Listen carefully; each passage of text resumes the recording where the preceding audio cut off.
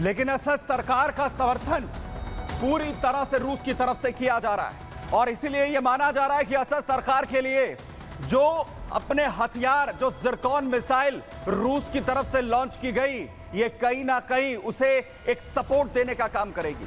लेकिन जिस Zircon missile का हम यहां पर जिक्र कर रहे हैं, ये 11,000 किलोमीटर प्रति घंटे की रफ्तार से दुश्मनों पर हमला कर सकती है। 1,000 किलोमीटर तक ये अपने लक्ष्य को भेदने में सक्षम है।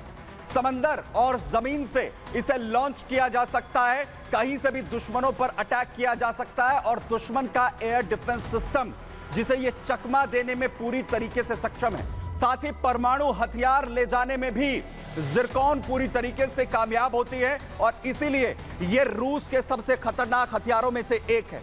लेकिन दूसरी तरफ रूस भले ही असद आर्मी को सीरिया के अंदर पूरी सपोर्ट यहां पर कर रहा है, लेकिन विद्रोहियों के हमले, बड़े हमले लगातार जारी हैं। तस्वीर आप देखिए, असद आर्मी का टैंक कैसे उड़ाया जा रहा है। टीओडब्ल्यू के जरिए ये बड़े हमले विद्रोही यहां पर कर रहे हैं।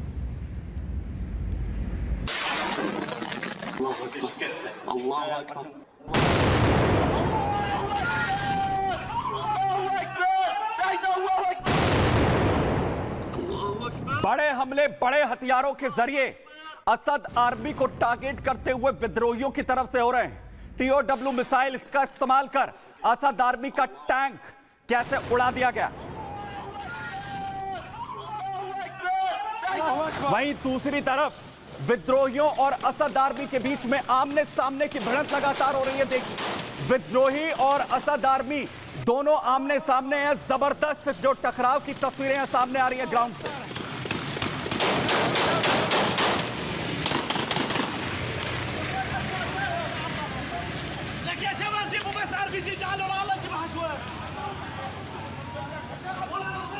अलेप्पो और हमा से आगे बढ़ते हुए इदलिब पर कब्जे के बाद दमिश्क की ओर जाने की विद्रोहियों की कोशिश है और लगातार यहां पर असद आर्मी को मुंह की खानी पड़ रही है और लगातार हालात देखिए, असद फोर्स पर ड्रोन अटैक्स हो रहे हैं। बड़े हथियार लगातार विद्रोहियों को मिल रहे हैं और उनका इस्तेमाल असद आर्मी पर कैसे किया जा रहा है। ड्रोन से यह अटैक किया गया है असद आर्मी को टारगेट यहां पर विद्रोही लगातार करते हुए।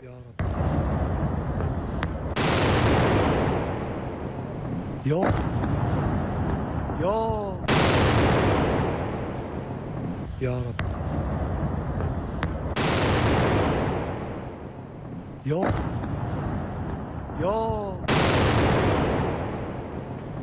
बड़े हमले जहां ड्रोन्स के जरिए हो रहे हैं, टैंकों को उड़ा दिया जा रहा है और वहीं दूसरी तरफ ना सिर्फ सेना के बेसिस बल्कि बड़े उनके हथियार, MLRS जैसे बड़े हथियार जिन पर जो विद्रोही गुट हैं वो कब्जा कर ले रहे हैं। मल्टी रॉकेट लॉन्चर सिस्टम जिसे असद आर्मी के विद्रोहियों ने कब्जा कर लिया।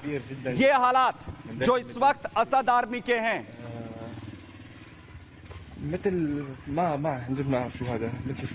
बड़ा सेटबैक है लगातार असद आर्मी के लिए। और ये हालात देखिए, विद्रोही गुट कैसे हावी इस वक्त सीरिया में होते हुए दिख रहे हैं। बड़े हमले विद्रोही गुटों के जारी हैं। असद आर्मी टिकती हुई नजर नहीं आ रही है। बावजूद इसके रूस का बड़ा सपोर्ट मिला हुआ है। रूस की तरफ से बड़े एयर स्ट्राइक्स हो रहे हैं, बड़े हमले हो रहे हैं, लेकिन इसके बावजूद भी विद्रोही गुट बड़े हमले इस वक्त लगातार कर रहे हैं। सैन्य ठिकानों पर सीरिया फोर्स के कब्जा किया जा रहा है और वहीं दूसरी तरफ जो हथियार हैं, मल्टी रॉकेट लॉन्चर सिस्टम जैसे, उन पर भी कब्जे यहां पर कर ले रहे हैं विद्रोही। ये हालात यहां पर हो गए। और वहीं इसी बीच बड़ी आपको सीरिया युद्ध से दूं, जहां पर बड़ा मैसेज अब भेजने की असद सरकार की तरफ से कोशिश हुई है इजराइल को, क्योंकि दावा यह है कि इजराइल का सपोर्ट विद्रोहियों को मिल रहा है और अरब के जरिए बशर अल असद इजराइल को संदेश भेज रहे हैं। वो कह रहे हैं विद्रोहियों का समर्थन ना करो, विद्रोही गुटों का साथ यहां पर ना दो। हम IRGS यानी ईरान का जो समर्थन इस वक्त सीरिया को मिल रहा है, उन्हें बाहर यहां से कर देंगे, क्योंकि इजराइल इससे पहले बड़ा मैसेज दे चुका है। नेतन्याहू ने बड़ी बात कही थी बशर अल असद को कि सीरिया जो हालात हिजबुल्लाह को समर्थन कर रहा है, वो आग से खेलने की कोशिश यहां पर कर रहा है। और अब बशर अल असद को बड़ा झटका यहां पर लगता हुआ नजर आ रहा है और बशर अल असद अब इजराइल के सामने झुकते हुए यहां नजर आ रहे हैं। कह रहे हैं कि इजराइल अगर समर्थन विद्रोहियों का ना करे तो सीरिया के अंदर हालात सुधर सकते हैं। और वहीं दूसरी तरफ देखिए, जो सीरियन अरब आर्मी है वो कैसे आतंकियों को ढेर कर रही है। विद्रोहियों पर बड़े हमले भी यहां पर किए जा रहे हैं। सामना करने की कोशिश अगर हो रही है तो जबरदस्त टकराव की तस्वीरें सामने आ रही हैं।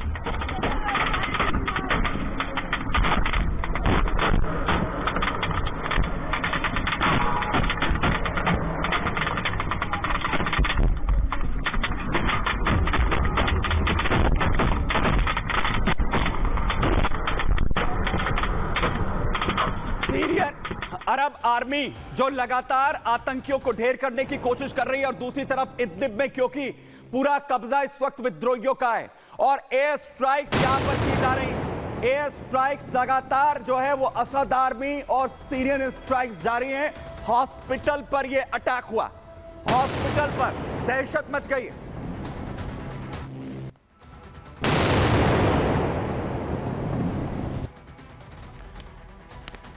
और वहीं दूसरी तरफ अलग अलग जो गुट हैं, चाहे पीकेके की बात करिए, वो भी कैसे एक्शन यहां पर हो चुके हैं। वहीं टर्की आर्मी की तरफ से सीरिया में बड़ा एक्शन यहां पर लिया गया है। टर्की की ओर से भी ये कोशिश हो रही है कि कुर्दिश आतंकी जो हैं उन पर भी बड़ा एक्शन यहां पर लिया जाए, क्योंकि एक मौका यहां पर जो है वो देखा जा रहा है। और मैदान का जो युद्ध का मैदान है वो सीरिया पूरी तरीके से बन चुका है अलग अलग फोर्सेस की तरफ से।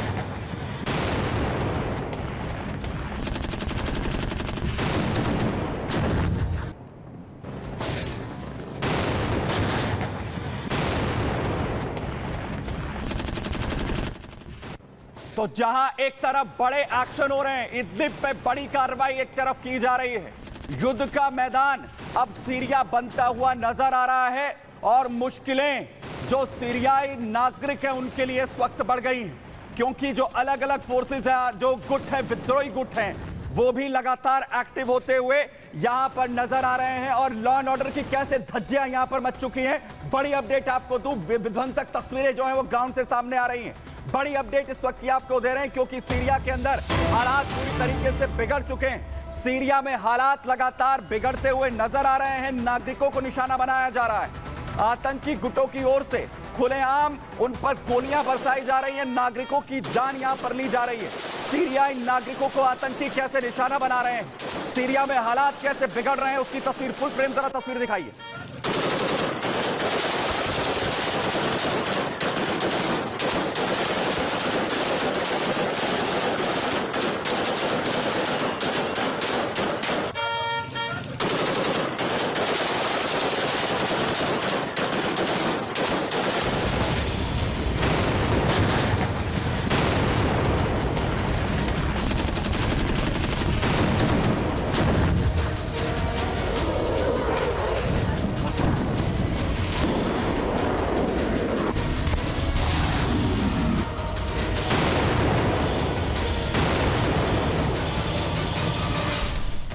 की सेना और विद्रोही आमने सामने हैं। सीरिया की बारूदी आग भड़कती जा रही है। अलेपो, खानसर, हामा, इदलीब पर कब्जे के बाद विद्रोही दमिश्क की तरफ चढ़ाई कर चुके हैं। मुस्लिम देश सीरिया के हालात बेहद खराब हैं।